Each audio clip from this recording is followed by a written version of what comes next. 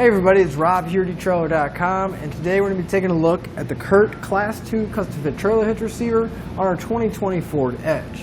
Now I know everybody wants to know what it looks like before we get too far in, go over some of the features, but if you do stick around to the end of the video, we are going to show you how to get it installed so you can have the confidence to do it at home. But here's what our hitch looks like once we do have it installed.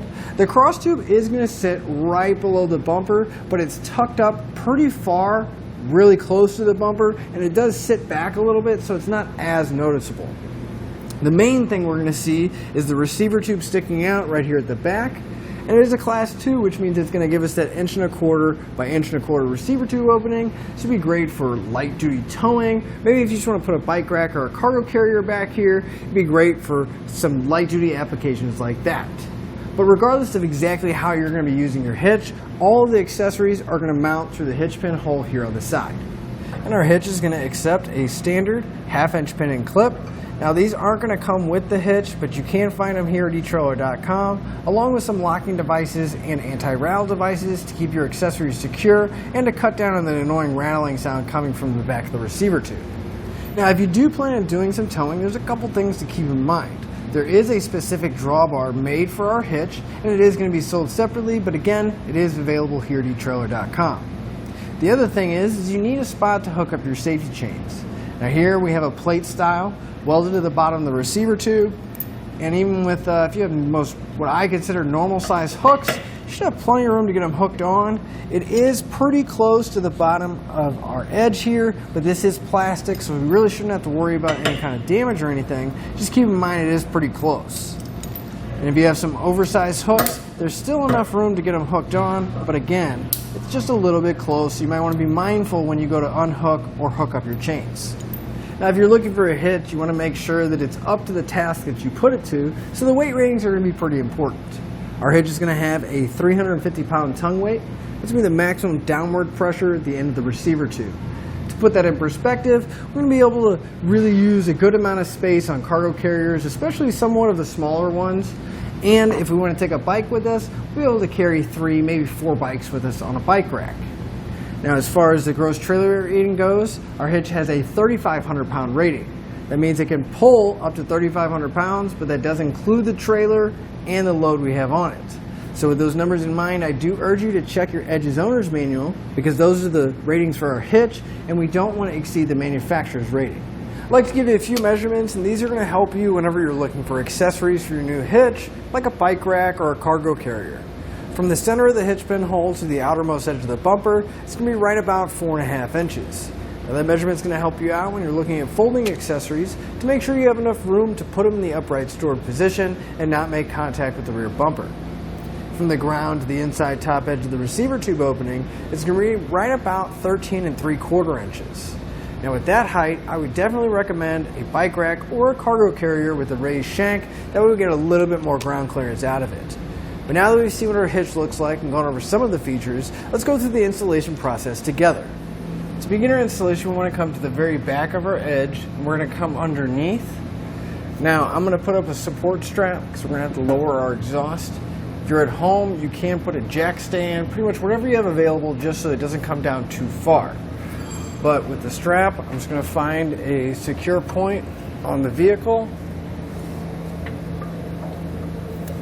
and then I'm going to tighten it down so there's a little bit of support underneath the exhaust. Then we'll move back to the muffler, and on each side we're going to have a rubber hanger hooked to an isolator. And the main goal here is just to slide that rubber isolator off so the exhaust can come down. Now you spray a little spray lubricant on the hanger and isolator, make it a little bit easier for those to slide off. Now you just take a pry bar, and we're just going to pry against the isolator until we can get it to slide completely off. Then we'll move to the other side and unhook the other one as well. Then we can lower our exhaust down, and we'll have plenty of room. Again, you just want to make sure there's something supporting it underneath. Now behind each wheel, we're going to have this plastic panel. On the edge, we're going to have 2 bolts holding it inside. If we move to the inside, we'll have 2 nuts on the bottom of the frame. For the 2 bolts on the outside, you're going to want to grab a 5.5mm socket and pull both of those out.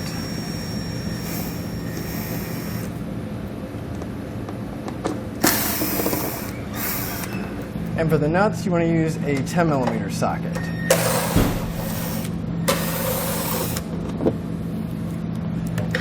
Then we can pull the panel out and set it aside for right now. Now we're going to have the same panel on the other side, and they're going to use the same size fastener, so we'll go over there and pull that out as well. So now that the frame rail's open, I'd like to go over the mounting locations. We come to the very back of our bumper. We're going to have a couple different holes. If we move the panel out of the way, you can see it a little bit better. But we're going to have an oval hole and a round hole. The round hole is going to be one mounting location. We'll move forward towards the front of our edge. And we'll have another round hole. That's going to be our second mounting location. It's going to be the same on both sides. We get some hardware in place. So we're going to take our pull wire. We're going to start on the furthest forward hole. Take the coiled end of our pull wire, and we're going to feed it towards the back of the bumper. And once we get it towards the back, there is an access hole at the very back of the bumper. It's a little hard to see because there's a panel there, but if we come to the side, we'll be able to grab the coiled end and pull it out. Let's come out right on the edge of our bumper beam here. Now, I like to put a bend on each end, and that'll just prevent the wire from getting trapped inside the frame. You want to make sure you have the coiled end and the tail end still sticking out. But we'll take a square hole spacer block. We're going to slide it over the pull wire. And then we're going to take a carriage bolt and thread it onto the end of the wire. You want to push all the hardware into the edge of the frame. And you do want to be careful because, as you can see, the end of our pull wire actually got pushed back in the frame. So we may be able to reach it and grab it and pull it out. If not, we're going to have to put our pull wire back through. Then we can pull our hardware down. You're going to have to work your hardware into the frame.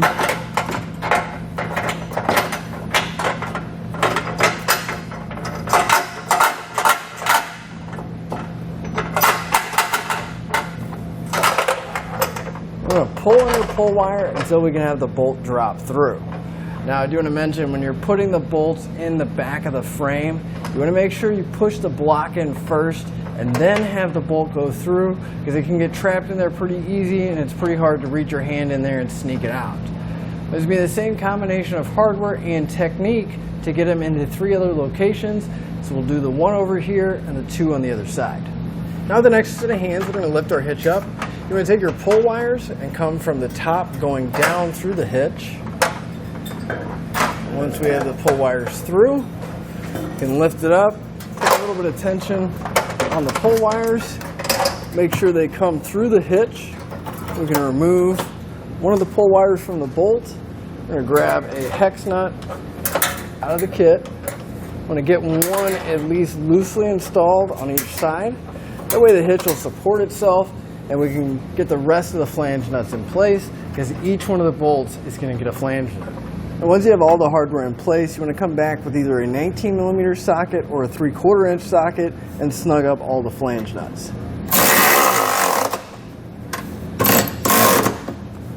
I'm going to come back with a torque wrench, torque all your hardware down to the specified amount in the instructions. Make sure you go back and repeat that for all your remaining hardware. And we can get ready to raise our exhaust back up. Before we do, I'm going to spray a little bit more lubricant on the hangers and the isolators. Just make it a little bit easier to slide those hangers back in place. We'll lift up on our exhaust. I'll tighten that strap down so I don't have to hold it the whole time.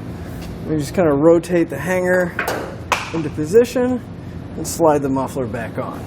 Now, for our side panels, in order for those to get back in place, we are going to have to trim them. Basically, we come right to where that curve is by our mounting holes. If we come straight up and just forward or past the secondary mounting hole, we want to take this section off, because that's where our hitch is actually in place. Now, both sides are going to be trimmed the same way. And I'm just going to use a pair of tin snips to to cut it because it is just plastic. So you use just about whatever you have, even if it is just a razor knife. Just make several passes, progressively getting a little bit harder each time, and you'll be able to cut right through it.